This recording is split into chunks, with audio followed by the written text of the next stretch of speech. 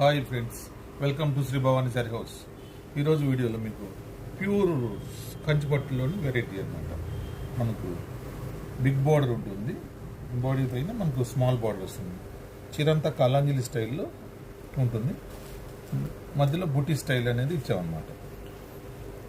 దీని పళ్ళు వచ్చి ఇలా కాంట్రాస్ట్ రిచ్ పళ్ళు అనేది డిఫరెంట్ పళ్ళు అనమాట. మనకు పళ్ళు అబ్జర్వ్ చేస్తే ప్యూర్ సొసైటీ కంచి వాళ్ళ డిజైన్ అనమాట.